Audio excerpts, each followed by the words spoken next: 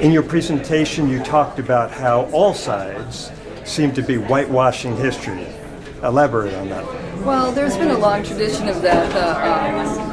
Started right after World War II. I mean, so much of this history that people are referencing is who took which side during World War II, who was a fascist, and who was a liberator. And both the Russians and the Ukrainians see themselves on that side of it. But what happened after World War II is there really wasn't much accounting of the past, because the Cold War came in like a tornado and took, polarized opinions.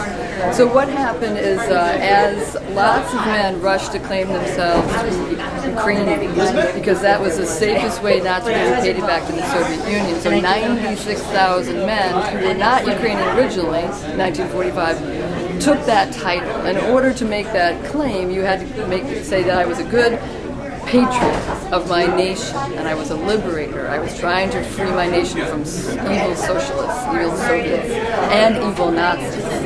So right in the DP camps, this scouting organization called the Ukrainian Scouting Organization starts up. They start to celebrate the Ukrainian nationalist heroes who had just been allies with the Nazis. They clean that story out and then make it look good. And this is embraced in the West because nationalism is seen as an antidote to socialism. So if they were nationalists, not fascists, not murderers, but people who fought in an honest way for their nation, then that was seen as good. So all the complicated parts of the World War II legacy and Ukrainian participation in it, and participation of all kinds of paid combatants and mercenary soldiers, was not really addressed very clearly. A lot of these guys end up in Canada and the United States. They get funding from U.S. federal organizations, including the CIA, and from Canadian national organizations to lionize the Ukrainian nationalist organization and the UPA, its wing. And so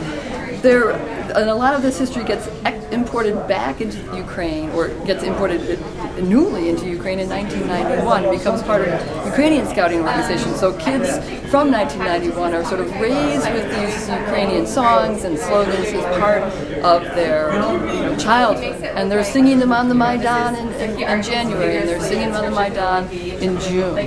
And they don't really have a very complicated understanding of their past. And that's part of the reason it's been easy to misuse history in this conflict from both sides. Let's dig into the details. What's so complicated? What's so ugly about this history that they sidestep? Well, some Ukrainians took part in Nazi extermination squads. They later broke off, took the weapons that the Nazis had supplied them, and formed their own battalions that sought to cleanse Ukraine of Poles. Jews by that time were mostly gone, and any other people who were seen as not to belong. Ukraine had long been a multi-ethnic borderland, mixing point of lots of peoples. It's their case is to make it a homogeneous Ukrainian place so they could claim a place for Ukraine in the post-war array of nations. This is part of the story that's not told.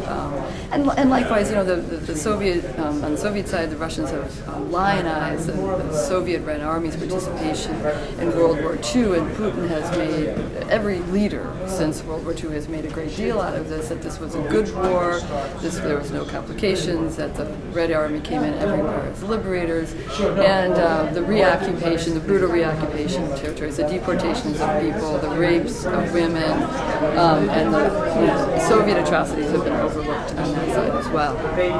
Thank you very much.